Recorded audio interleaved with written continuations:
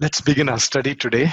And as we move into the study of our next chapter, Judges chapter 8, let's do a quick recap of all that we have studied so far. Or rather, I'll focus on chapter 6 and 7 because we are in the story of Gideon. So let's take a quick look at Gideon's transformation from chapter 6 to 7. Let's recall how he transformed from a fearful private citizen to a fearless agent of God. And we have seen this transformation until the portion we have studied so far, how he was harvesting and threshing his grain hidden.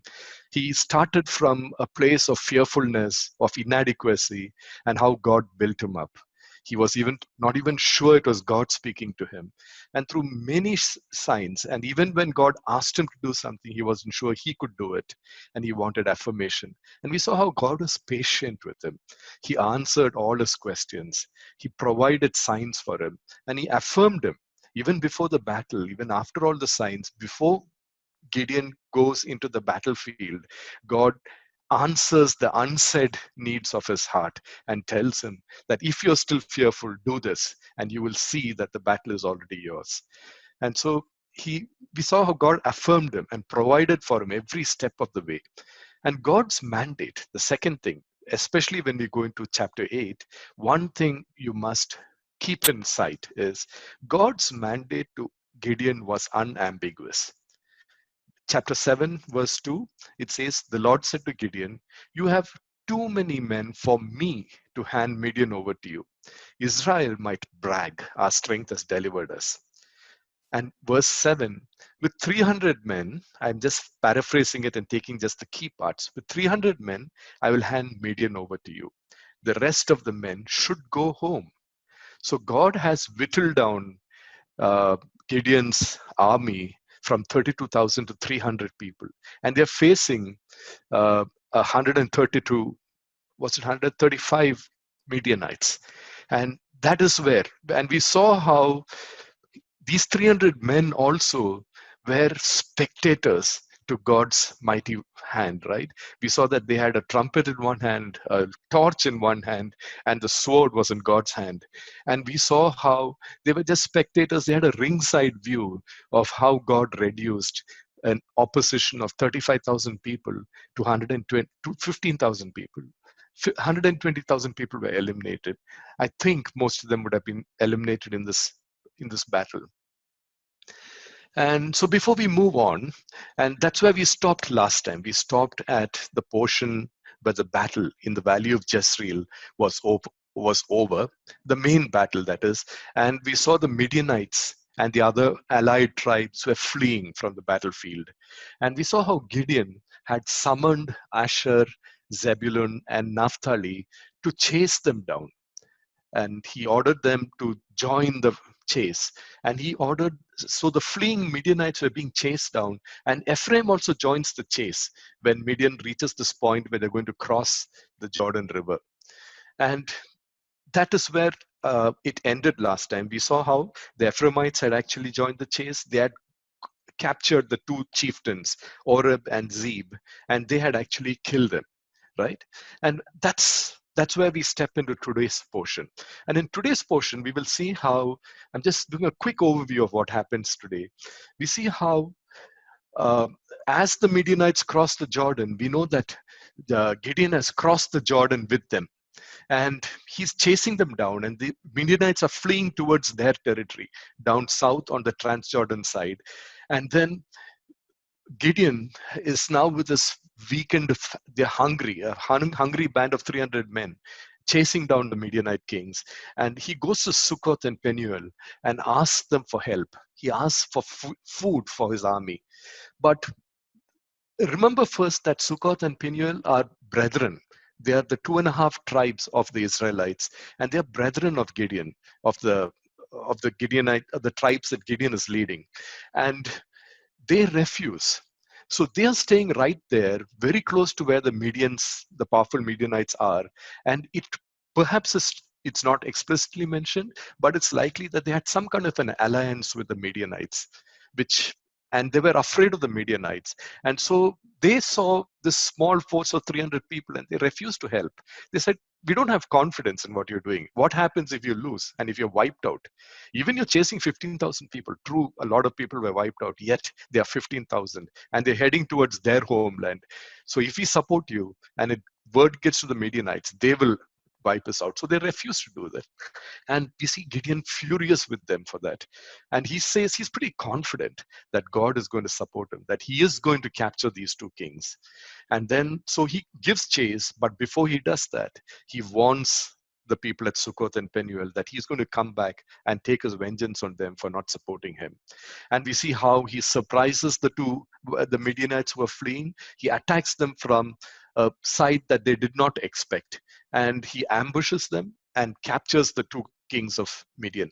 And he brings them back. And on his way back, he does not forget what he had warned Succoth and Peniel about. So he spends time, he stops over there to actually to punish them before he comes back to his hometown with the two kings. And that is where he kills these two kings. And there's some very interesting thing that happens before he kills them. We see that Gideon is actually carrying old memories with him. And before he kills the two kings, he wants to humiliate them. And then there's all of this happening in the eyes of the Israelites. And they decide that this is the kind of person we want to be our king. And probably why we are continuously under oppression is because we don't have a king. So they ask Gideon to be his king. And to make it more attractive, they tell him that you'll be a dynastic king. Your children and your children after them will become kings after you. But Gideon refuses. And that should delight us, right? Gideon refuses kingship. And he acknowledges the sovereignty of God over Israel. But his actions don't seem to line up with what he says, and that's what we will study. So this progression we will see on the surface looks like something, but there is something happening down the line, and the result of that, the chapter ends with Israel back in idolatry again. Okay, so that's a quick summary. So now let's explore, let's dig deeper into chapter 8.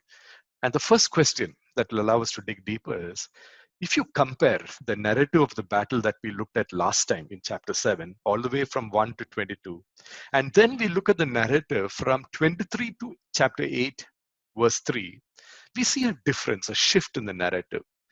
What is this shift? What is the difference in the battle narrative? And this portion also has Gideon's response to Ephraimites. The Ephraimites are pretty cheesed off because Gideon did not call them early enough for the battle. And how does Gideon handle it? So that's the first thing that we want to study. And so take your time to just a couple of minutes to chat. And then after that, anyone who wants to speak out can actually talk. Yeah, so this is my thought. Mm-hmm. So if you look at Judges, the first part, it is completely God's plan. As you said, there was no ambiguity in that. It is God had a complete battle plan strategy, and he planned it out and played it out, and he delivered the Midianites to the Israelites or the three tribes or whatever. And the second part is it's more like the people's response when they've seen that they've been delivered. So that's where they take things into their own hand, and it's more of a pride, individual pride, than God's glory. So initially it was all God's glory. If you look at Ephraimites, they were more worried about their name not being associated with this win of battle. So, and it was like their pride got getting hurt and all that, and that is where we see in the second in chapter 8, they scold Gideon, why didn't you call us, and all that. And I believe, this is my personal thought, that Gideon probably had a bone to pick with the Ephraimites. Okay.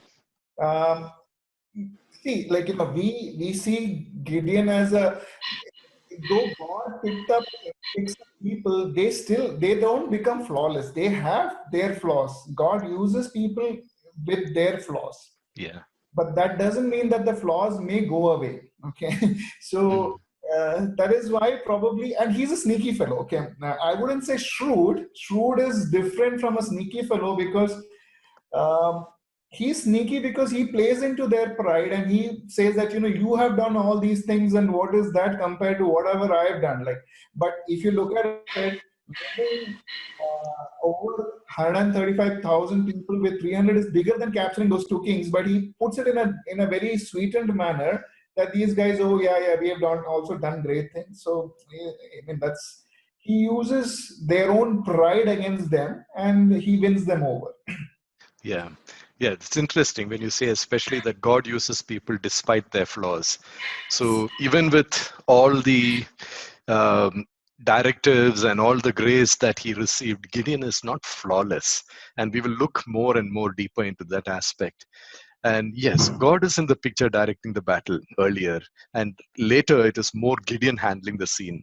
To us, it is obvious that Gideon is pretty skilled, like Sachin said. But is there a problem with that? Let's explore that. Okay.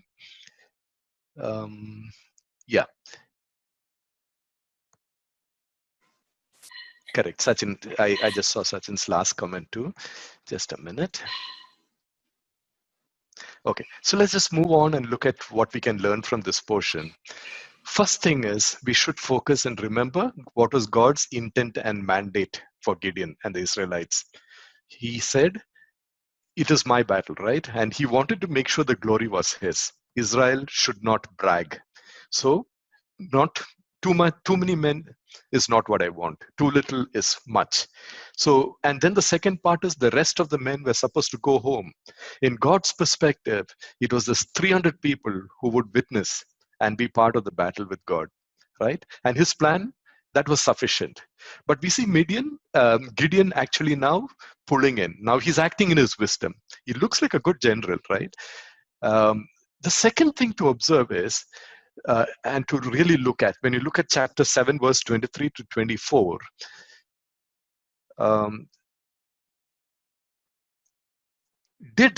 let's ask ourselves the question, did God really give Gideon a mandate to summon more men and chase down and eliminate the Midianites?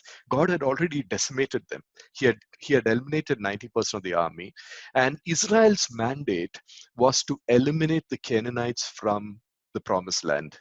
Right? It was not to chase them down and eliminate them in their homeland if they were fleeing. They had to eliminate them and make sure they did not influence their spiritual life with God. And was Gideon actually now acting in his own wisdom is a question that we should ask. And therefore, we know that when men go to battle on their own accord, the focus will shift to man's achievements. And that's precisely what we see happening. We see Ephraim and Gideon having this tiff. Ephraim is upset, they're jealous, and they're angry.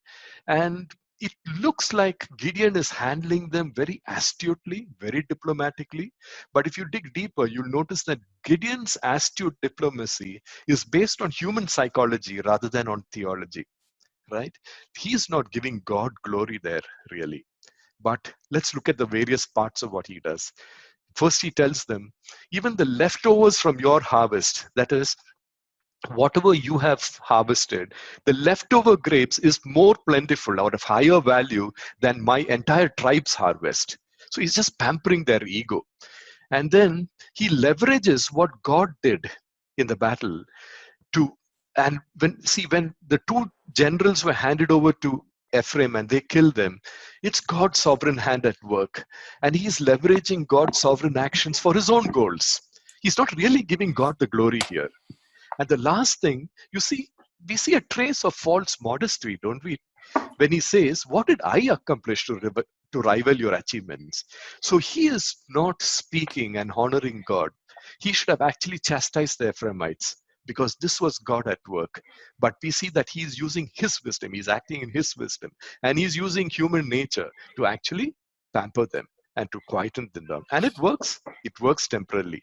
But we see that Ephraim, perhaps if they were chastised, they would not have had this flaw in their character. Because when you go to a further judge, Jephthah's case, we see Ephraim coming up with the same problem again, the same jealousy and the same issues. Okay? So having said that, let's move on to the next question. In verses 4 to 17, are we seeing a very unforgiving Gideon? Remember that the people who stayed in Sukkoth and Peniel were members of the 2.5 tribes that settled on the other side of the Jordan. So what is your opinion about how Gideon dealt with the lack of support from his fellow Israelites? Compare this. When you compare Gideon's character and the way he responds, try to recall how God had dealt with Gideon when he was in doubt and when he was uncertain, when he seemed to lack courage. And then, if you recall the parable that Jesus narrated of the unforgiving servant, when he was describing the kingdom of God, and he talked about the unforgiving servant who would not forgive, though he was forgiven, how do you think God would view Gideon's episode? Right? That seems to God recognizes, Jesus recognizes that this is a flaw, and this man is flawed this way, and that's why he tells that parable, right? So dwell on this, share your thoughts through chat, and after a couple of minutes you can speak out too.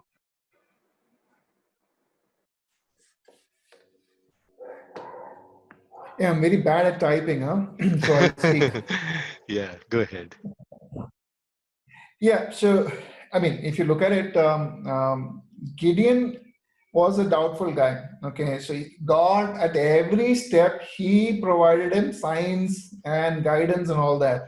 Now, so that is how God dealt with him, but he should have dealt with in the same way to those two towns also, because as you mentioned in your earlier description, right, they were the closest to the Midianites' home, and you know it's still 15,000 people who are left. They don't know if that is the entire army, like, because there were a lot of strategies where they will draw the strong people and then they get them and slaughter and all that. So these people were genuinely afraid that and Gideon probably was an unknown fellow until the war, right? He was a small time fellow, a farmer kind of a guy. So, are we going to help a small band of people who are running hungry after 15,000 people, or maybe who's going into the town? And, these guys would have thought, like, they would, if not, they may either die of hunger or they may get slaughtered in the town. And then the retribution from Midianites would first fall on these towns, right? So that is where they were afraid of. Gideon should have, I mean, we can only say from the hindsight, because we've been thousands of years moved away, right? We don't know what we would have done at that moment, but from the hindsight we can always say that he should have shown them the same kind of mercy, or not mercy. He should have given them the benefit of doubt that these people are genuinely afraid of the Midianites, and let's think in that way. But he was more of pride, and the pride has started slowly taking over him, and that's where he loses his humility and all that, and he becomes more of, I mean, you can see that he starts becoming more prideful.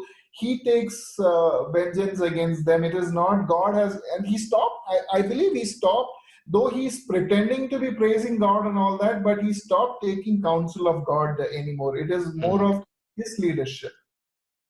Yeah, um, that's very true, actually. So yes, like you all observed, we are seeing that thin veneer of obedience to God slowly going away from Gideon, right? He is not reciprocating. He's not reciprocating the grace that God had with him, that extended to him, to his fellow people. So before we get into that, let's just try to understand the mindset. Okay, um, who were the trans residents of Sukkot and Peniel? Um, they were no doubt on the Transjordan side, and they were closer to the Midian and more vulnerable than the people on the other side of the Jordan, the other tribes. But they were still brethren. And Midian, in Gideon's eyes, the Midianites should have been a common enemy even for the 2.5 tribes. But what are the characteristics of Sukkot and Peniel? At least the way uh, Gideon saw it. And there is a lot of truth in it, though the context probably explains some of it. Some of the characteristics, we see a selfish betrayal. That means uh, they were doing exactly what Moses had warned them when they said they wanted to settle on the other side of the Jordan. Moses had warned them that that is not God's will for them, and yet they settled there. And now they have betrayed their brethren. They probably had some kind of an alliance with the Midianites. They showed cowardice. They had a fear of the Midianites. Even though they might have heard about this great victory, that they must have seen these 130,000 odd people crossing over the Jordan, and they're seeing 15,000 people fleeing. That large a number that has disappeared must have told them what is happening, and yet they are fearful. They are afraid. Like Santosh said, what if they come back with a greater force? And they show a contempt. Along with the cowardice, they have a false bravado, and they're showing contempt for the small force with Gideon, right? They're telling him, what can you do with just these 300 people? You're all famished, and you say you're going to capture these Midianites? And they show an utter lack of confidence. Gideon tells them that the Lord's going to hand the Midianites over to me. And they show an utter lack of confidence in God. They do not recognize Gideon as God's chosen judge, right? And let's take a look at Gideon. He is expecting from the two tribes empathy and help. And he's confident that God is on his side.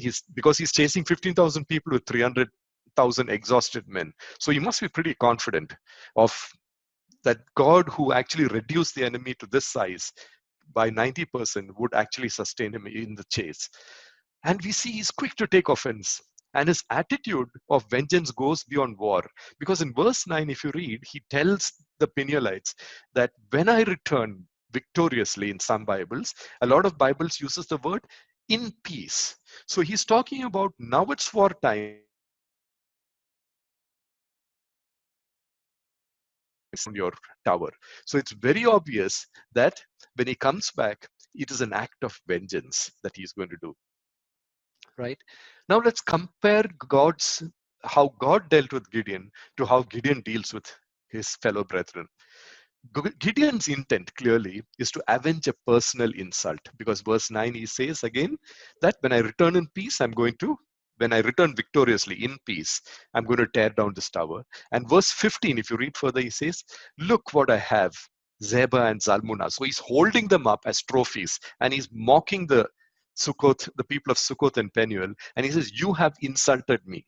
So his concern is not to punish the obvious disobedience to God, but to avenge the insult that he was meted out by the people from Sukkoth and Penuel. What about God? How did God dealt with Gideon? God had chosen him when he was insignificant, the youngest son of the weakest clan of the tribe of Manasseh. And God had graciously and patiently built him up. Gideon seems to have forgotten all this, how God had met all his stated needs through signs, and even his unexpressed needs. When God tells him graciously, if you're still having a doubt, though Gideon doesn't express it, just before the battle, go down to the camp and I will give you a sign, right? So when we look at this portion, I think this is a fatal flaw in all of us, right? In people, that we tend to forget what God has done for us over time. And that is why Jesus, when he gives that parable of the unforgiving servant, this is in the context of discipline also, right? When Peter is talking about forgiving his brother, how many times should I forgive my brethren? It is as an answer to that Jesus is actually quoting this parable and talking about the kingdom of God is like this king who actually forgives a debt of his servant. And this a great debt, and this servant is forgiven, but when he steps out and finds someone who owes him a smaller debt, he actually um, hits out at him. So Jesus is telling us that when you're disciplining your brethren, you should mold discipline of your brethren or even your children. It easily extends to how we parent. We should mold discipline with forgiveness, just like God molds us both with discipline and forgiveness. And that is why Jesus, when he taught us how to pray, when he taught the disciples how to pray, he said, forgive us our debts as we ourselves have forgiven our debtors. So that's an expectation. Before you come with your offering, go make peace with your brother who might have a dispute with you. Okay? So now let's move on to the next part.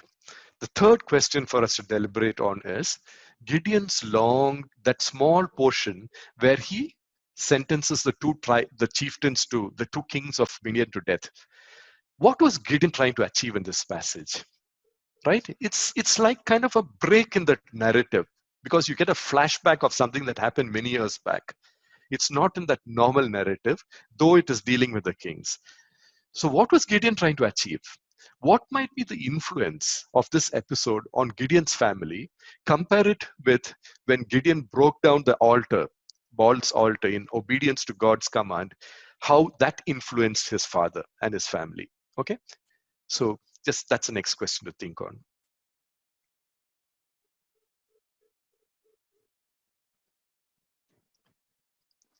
Um, Georgie, would you feel comfortable just elaborating on your comment?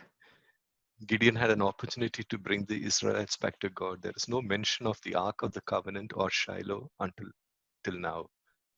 Yeah, there is basically there was an acceptance for him among the people for him, right? So, and there is no mention of God anywhere.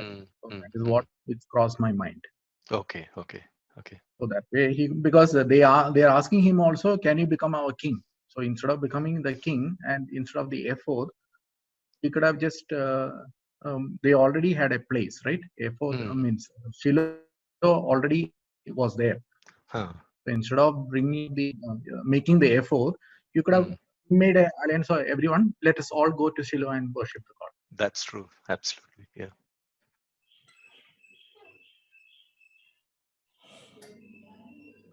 Anybody else wants to share any thoughts? My thought is I mean, it's so I don't know. I mean, when he tears down the Baal's altar, I'm not sure if there is any direct. Those question, family were questioned, and maybe his brothers would have been killed, or does it have any direct, relationship to him killing those kings?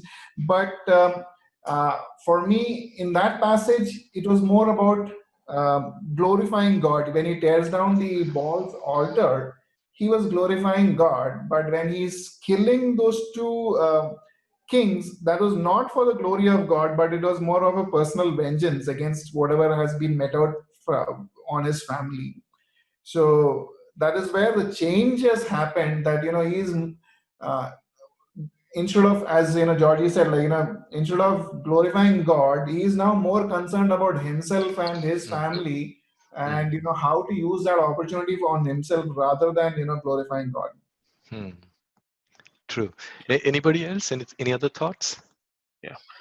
One quick one from my side. I think it's probably obvious, but it feels like he's searching for reasons to go ahead and kill these two kings, because he knows for sure there is no mandate from God, and and he's obviously reaching back onto his history of his brethren's been killed by these two kings, and to say that, hey, this is part of that, right? And it's interesting how he himself did not wanted to go ahead and do the killing. Rather, he is sort of handing over the baton to his son himself, right? So that that legacy or the crowning of this killing goes on to him, and he sort of secures that position for him in a way, right? So I see these two things, which is sort of reading from the passage itself. Okay. Any other thoughts? That's an interesting perspective, actually. So let's just dig a little deeper into this portion. I think there's a little more that we can figure out than is obvious straight away. First question we should ask is, why is this episode, this conversation, that interrogation that Gideon is doing of the two kings, why has it suddenly come into this episode? Gideon is clearly harking back to something in the past. Okay, and he's asking the Midianite kings. It is clear now, Gideon, we should remember, was the youngest of the brothers of his father, youngest of the sons of his father. What happened to his brothers? So we see that these two kings were directly responsible for the slaughter of his brothers, right? Probably Gideon, like how David had gone to see the battle with the Philistines, Saul's battle with the Philistines, Gideon might have been a spectator to that, and he's held this. He remembers these two kings and he's held it in his heart. And here he's trying to get them to confess that they really killed his brothers. That's what Gideon is after here, right? And Gideon has carried this vengeance. So now when he has his upper hand, we see why he's brought these two Midianites back, all the way back to his place. He wants to interrogate them. He wants to tell them, he wants them to know why they're going to die. Because you killed my brothers, right? Just look at the phrase he used.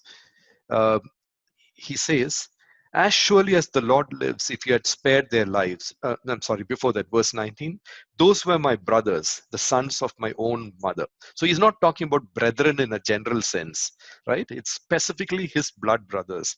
As surely as the Lord lives, if you had spared their lives, I would not kill you. He is aware that there was no mandate to actually chase and bring them back and kill them. But he is doing what? He's getting vengeance. And he doesn't stop there, right? He is actually dragging his son into this. Let us ask ourselves why. Culturally, in a war, to be killed by a woman, remember how Sisera was killed by Jael? To be killed by a woman or to be killed by a child was an insult to the memory, to the lasting legacy of a king. And he was trying to put on the kings, he was giving them an insulting death to be killed by a boy. And in that process, he is dragging his young son into this whole thing, into this vengeance. There is no doubt, right, that this is vengeance.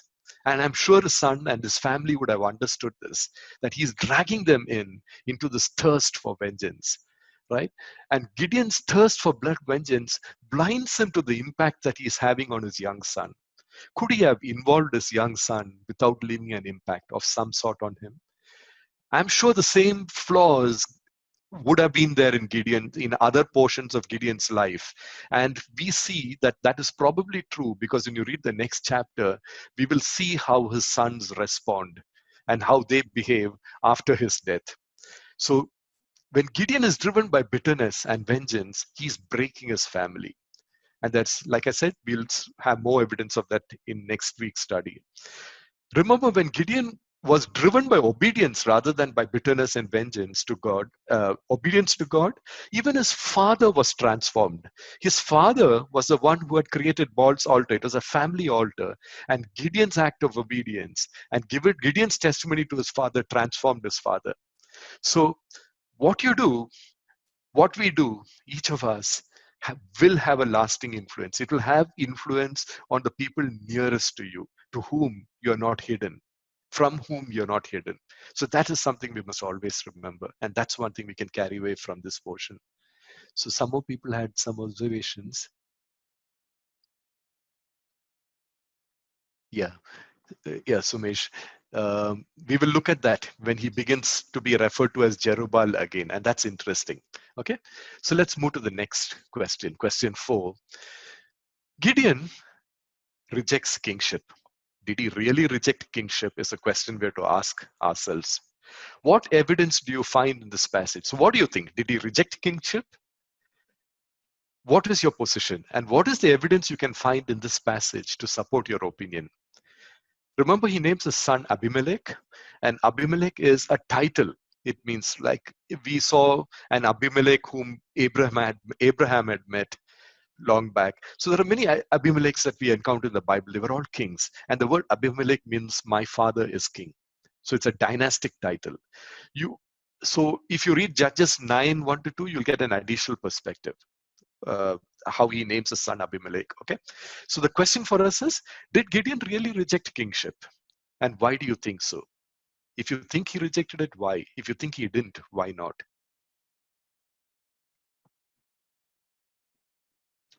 Anyone wants to share? You can speak out too. Okay, I go again, huh? So my thing is, he did not reject it, the kingship, but he was more of playing with the emotions of the people. So there is a saying that, those who do not want power, people give more and more power to them. And he, moreover, as I said, he was a very sneaky fellow earlier also, right? He was not just sneaky, he had a bone to pick with Ephraim also. That is why he makes the ephod which is supposed to be worn by the chief priest in the temple. Mm. So he makes it out of gold. So I mean, probably nobody can wear it, but it is more of a comparison that, okay, I have something. It is more of a competition or something, that you guys are not just the one. Even I can do whatever. And people. So we may. I would say, though there's not much support, but I would say it is still an idol. Yeah, because yeah, it is still an idol, and the people are happily playing into that. So probably that is where it led to the eventual again downfall of not just Gideon and the Israel itself. That though in the name of God, see, we are still putting an idol in front of us, right? Though we may have our intention maybe to praise God, but it is an idol, and it is not God's mandate. And he was hoping that, probably after judges were chosen by God. So he was probably planting the seed of a dynastic rulership in the minds of people, and that's why he probably, and he had that right. Why would he name his son that, my father is a king, if he did not have those intentions, right? He was purely playing with the emotions of the people, of pretending not to be the guy who loves power, but he loves power. Interesting. Yes. We can, yeah, there is clear evidence for a lot of what you said. Gideon led them to the ephod. Yeah, that's a nice way of putting it, Sanu. Yeah. So let's just, shall I just proceed? Anyone wants to share further? Okay. So let's just dig deeper into this portion. Verse 23, Gideon says, I will not rule over you, nor will my son rule over you. The Lord will rule over you. So externally, very honorable statement. He is really showing his understanding of how Israel is under God's rule. He's turning down kingship. But what does he do immediately after that? He's collecting a tax. He's asking for a share of the booty that everyone got, right? First sign that he's not walking the talk. Verse 27, Gideon makes an ephod. If you recall from later, if you can go and read Exodus 28, verse 1 to 30, I wonder if anyone went and checked out what the ephod meant. So this is the garment that was supposed to be worn by the priest, right? And an outer garment. It was made of a very rich purple and gold filigree, and it had these precious stones. Three important things of the ephod that it represented. One was on the shoulder, it carried the names of the 12 tribes engraved on the shoulder. I forgot what that's called. So the priest was carrying on his shoulder before God. He was presenting the 12 tribes before God every time he wore the ephod and went before God's presence. On the chest, there were the names of the 12 tribes engraved. He was carrying them in his heart before God. And inside the ephod were these two stones that which were used to understand God's will. Whenever there was a dispute or whenever they wanted to understand God's will, they were supposed to use I keep forgetting the exact names, I might mispronounce it, Urim and Thummim, if I remember correctly. It was supposed to be used. So these were the three things. The ephod represented the priest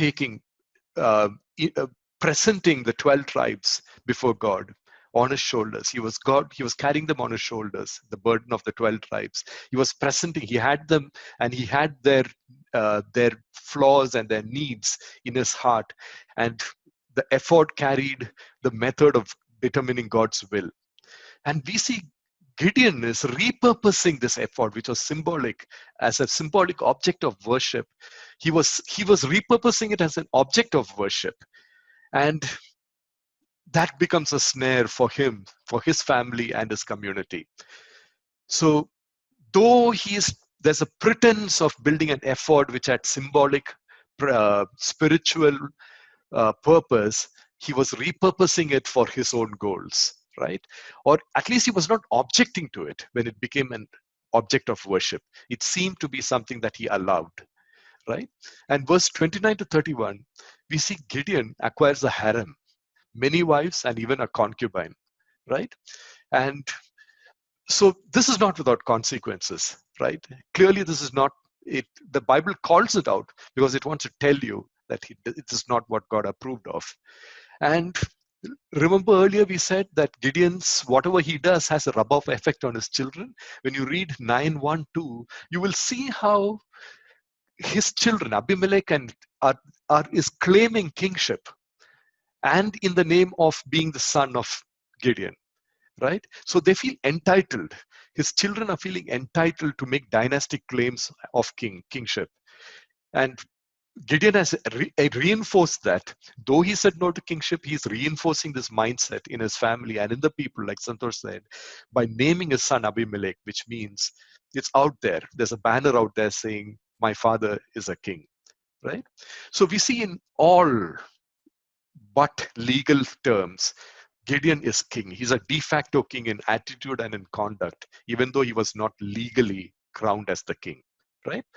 So having said that, and before proceeding to the last portion, now, if you reread chapter 8 again, without chapter 6 and 7, what is the impression you'll get of Gideon? Do you see a servant of God? Or do you see a vengeful tyrant who treats his enemy arbitrarily and his countrymen ruthlessly? Yet we see in this portion, God achieves his deliverance of Israel. And it was through Gideon, be it through Gideon or despite Gideon, God will have his way, right?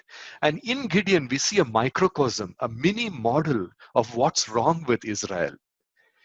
The same thing, that cyclic disobedience and falling away of Israel, Gideon is demonstrating it in his life. So this flaw is in everyone. It's in Israel as a whole, and it's Israel as individuals too. Having said that, with that context, let's move to our breakout question. Okay? The breakout question is, Gideon's decline parallels Israel's repeated cycles of failure. When we looked at chapter 1 of Judges, we said it was a 1 and 2, chapter 1 and 2, we said it was a two-part summary. And one summary was, the author told us that Israel went into the cycle of apostasy and oppression, then praying for deliverance. They would be delivered, they would be restored back to God's favor, and then they would slip again, and the cycle would repeat again and again. So Gideon's cycle of falling parallels that. But when you look carefully, let's look and try to understand what are the pivotal aspects that we see in Gideon's decline, right? So there is something as 8 progresses, chapter 7 progresses to 8 and 8 progresses in its narrative. We see there are some pivotal aspects that we can observe in Gideon's decline. Paul, interestingly, I think if you read Paul's advice to Timothy in Timothy chapter 2, verse 4-7, summarizes what's happening to Gideon. And he has good advice for Gideon and for us on how this should not happen to us. Okay, so that's the last question. It will be our breakout question. Minnie will move us into our discussion rooms. I think we'll have 6 minutes to discuss, and then we'll come back and share. Everyone's got those real key aspects of the pivotal things that explains Gideon's decline. So just let's look at it a little more. One thing we must observe is God is progressively silent in 8, right? As Gideon gets louder in his speech and actions, we are not hearing God talking. So does it mean that God did not talk to Gideon? I think it's more that Gideon's mouth was open and his ears were shut. He was not hearing God, right? God does not always speak through an angel. If you remember that Elijah incident in 2 Kings, so Elijah is running away, right? And he's hiding in this cave. God asks him to step out of the cave. And then there is this big fire, wind that actually shakes the mountain, roaring wind. God is not, Bible tells us God is not in the wind, that loud noise. There's an earthquake, rumbling earthquake, but God is not in the earthquake. Then there's a fire, a roaring fire, but God is not in the fire. But then God speaks to Elijah in a tiny whisper, right? So if Elijah could hear the tiny whisper, where was God? he was right with him, beside him. He was speaking to him right within him, right? So I'm sure Gideon, God was speaking to Gideon continuously, but Gideon's ears were shut. His heart was shut. And and as a consequence of that, all that is Gideon takes over. All that is, and it's no longer God, but it's Gideon. And that's what we see. And that's the cause for the decline. And that is exactly the cause for Israel's decline too. It is no longer God, but it's their needs, their felt needs. And that's why they worship gods that seem to satisfy their immediate needs, right? And Jerubbaal period. It's very interesting that whenever, like last time we saw, right, Jerubbaal seems to be the reference for Gideon only when there are certain aspects of Gideon that come to the fore. So how does Gideon's period end? He doesn't refer to him as Gideon when it talks about the end of the period. It refers to it as Jerubbaal's period, right? And we see that it ends with another Baal, like Santosh was observing, right? And that Baal is called Baal Berith. The meaning of Baal Berith is Baal of the covenant. So Israel's covenant allegiance has shifted from Yahweh, with whom they had a covenant, to Baal, whom they're now calling as the Baal of their new covenant, right? But we know that God's will be done, even when his chosen people do not stick to the plan. So whether it's through Gideon, we saw him acting through Gideon, and we see him acting despite Gideon. So what has Paul got to say about this? Paul's big advice is finish well. How you finish matters. In 2 Timothy chapter 4, verse 7, he says, I have fought the good fight. I have finished the race. I have kept the faith. Paul is using three metaphors for discipleship. One, discipleship. As a disciple, you're a fighter in God's battles. So put on your full spiritual armor of God. And Paul gives you advice in Ephesians 6:10 what that means. Paul says, when you're a disciple, you're like an endurance athlete. It's a long race, but set your eyes on the finish line and stay the course. In many places in Galatians, Corinthians, Paul uses this analogy of a race that is being run. And the third metaphor for discipleship is of a disciple who finishes well is you're a trustworthy steward. You have to keep the faith. Right? So these are the three metaphors that I want to leave with you. It is not just how you begin the race, but how you finish the race that matters. Right? So I'll leave you with that thought. Finish your week well, and we will meet next week to study Judges chapter 9.